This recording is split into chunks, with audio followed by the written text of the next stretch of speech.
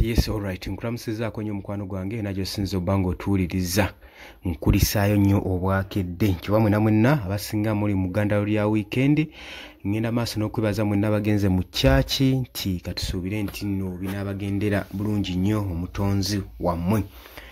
Mikwano gyange abali e Bulaaya nammwe mbatumiddeko nnyo mwebale kwekuumira ku Yugi Update TV era nga mukola kyamaanyi nnyo kubanga mwe mbeezezaawo amayengo gano singa si mmwe tetumanyi channel eno we yandibadde ne mwebale mukozi omulimu ogw'amaanyi ogw'obutaweera okusobola okulaba nga channel eno mugibeezaawo. Amawulire ge tulinawo Jeno Muhoozi Kayini Lugaba nga tukimanyi bulungi nnyo nti weekend atera okuba nga ali board era tekimuganya kuwuba lwa kigere ku kibanja kye ekya Twitter n'agenda maaso n'okutweetinga entweetinga ez'enjawulo. Kakati ku luno agenze maaso n'okutiisatiisa sankoko n'okukangakanga. Bw'avuddeyo ku mukutu gwe ogwa Twitter n'apostinga posts ezigenze maaso n'okweraliikiriza ekibiina kino ekya National Unity Platform saako n'abakulembeze baakyo ng'agamba nti nno Kabobi n'akaguruupu ke akaba Foot Soldiers agamba nti nno kagenda kubanga kabajjuutuka. Lwaki ayogera bino? Agamba nti nno ekibiina kya National Unity Platform kyagenze maaso n'okustablishinga oba n'okuteeka n'okusiga bases mu mawanga agatuliraanyeewo. Eyo nno agamba ekibiina kino ekya Nuupu gye kitrainingira bano be bayita ba Foot Soldiers basobole okuba nga bakitinga nga ba terrorism nga bakitinga nga abatujju mu ggwanga. Naye kino kankiteeke kiriya nti ba Great Warriors ba Angels bayita ba Angels ndowooza ba UPDF Soldiers bali close nga babalaba buli kyonna kye bagenda maaso n'okuba nga bakola. Si nsonga wa gye beekwese. Agamba nti nno naye we tukoze okunoonyereza tuzudde nga location y'emu Dr. Kiriza Besigye gye yali apulaninze okubanga anyoomuula kitange Mwami Yoweri Kaguta Museveni okulaba nga akola obulumbaganyi ku ggwanga lino era gye tusuubira naye gy'ali. Era n'agamba ndi wano okubalabula n'okubakakasa as long as kasitamba nga nsigadde nga General Muhoozi Kayini Lugaba nga nze ali ku security y'Abannayuganda teri muntu n'omu agenda kujja kukyankalanya ddembe lyaffe nga ffe Bannayuganda. Muhoozi Kayini Lugaba agamba Kabobi and his group NUP have established base in the neighboring country where they are training their so-called Foot Soldiers for acts of terrorism. But let me make one thing clear. The Great Warriors, Angels, are watching you closely, no matter where you attempt to hide. This is the same location where Kiriza Besigye plotted to undermine our father of the nation. I am here to ensure the nation that as long as General Muhoozi Kayini Lugaba is at the helm of Ugandan security, no one will disrupt our head armed peace. Ebyo bibadde ebigambo bya General Muhoozi Kayini Lugaba era ng'agamba ekibiina kya National Unity Platform tekisuubira nti nno kigenda kukyankalanya eddembe lyaffe Bannayuganda. Kubanze nga nze General Muhoozi Kayini Lugaba nga ndi ku security ya Uganda teri muntu agenda kukyankalanya mirembe mbabuulira. Ekyo mbalayirira newankubadde Robert Kyagulanyi Ssentamu agenda maaso n'okutraininga ba Foot Soldiers mu mawanga agatuliraanyeewo nga Besigye era bwe yali atandise okukola.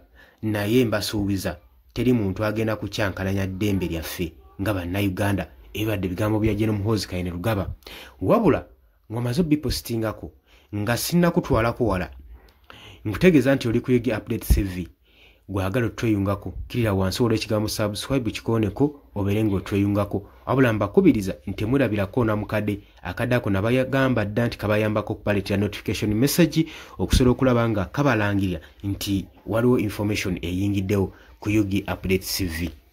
Wabula ebyo nga bigenda mu maaso, abamu ku commenters mu comment section ku kibanja kye ekya Twitter, omwami ayitibwa Julius Isiko agenze mu maaso n'okumukyokooza ng'amugamba naye MK nga kitaawo we yagenda mu nsiko yali freedom fighter, yali alwanirira ddembe. Naye ate abalala we boogerako obwogezi olw'ebiyisa byammwe bye mukola mupanikinga era ne mukankana nnyo empale ne zibagerebera. Nga teri muntu n'omu yagenze mu nsiko mutandikirawo okutya. N'amugamba nti nno tuba mutiitiizi nnyo. Jjukira, oyo yenna yenna attisa ekisitala era afa kitala. Teri n'omu amugambye nti jje n'omuhozi kenga akatuteeze kino. Teri muntu n'omu ali wiringi kugenda mu nsiko mulundi mulala. Ebyo byali birowoozo bya kitaawo okuva Mozambiki, okuva ku nnaku z'Omuzambiki. Ne kati ebintu bikyuse. Era kino okimanyi kuva munda mu ggwe. Era agenze maaso n'omulumiza ng'amugamba, okimanyi bulungi nti nno ADF, akabinja ka ADF kemulwanyisa akali mu Democratic Republic of Congo, yali projekiti ya kitaawo ya Mwami Yoweri Kaguta Museveni okusobola okulaba nga mulobinga nga mubba banneyiba bammwe ab'oku mulirwano. Era mu ngeri y'emu ne Koni amugambye mu ngeri y'emu era ne Koni West yagenda maaso n'okunafuya baganda baffe ne basista baffe okuva eri mu North. Era n'amugamba si nsonga era teweewuunya nga Uncle Jim akoze hell, akoze omutitimbe n'omutitimbe gw'ensimbi okuva mu ebyo bye mwateekawo ebyali tebiri exit. Naye n'amugubya n'amugamba muhozi tofaayo, tewali n'omu ali interested mu kutwala gavumenti yammwe envundu. Naye ky'oba omanya abantu bajja salawo beekolere choice ku ebyo ebigenda mu maaso mu ggwanga. N'amugamba nti choice iyo alaba Rwanda ne Kenya wandibeera wala nnyo gyali okulosinga ng'ebintu bitabuse. N'amugamba yeebuuzeeko kwakena ne Obote, oba abuuze Henry Onyemu, abuuze Okerozsan, oba abuuze ku Batitookero Lutwa, oba abuuze ku baana ba Amini.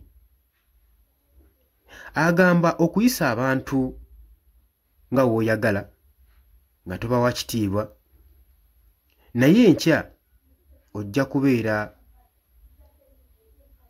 wekka ng'omwami oyo omukadde amaze okuba nga agenda mu judgment ye. Ojja tufeesinga ne public, era public ejja kubulesinga oba ejja kupanishinga n'ebikolobero by'ogenze mu maaso bye mukoze ne kitaawo gwajja okuba nga abisasula. Tekijja kubeera kikeerezi. Osobola okubeera n'obuyinza leero naye enkya oyinza obutaba nabwo.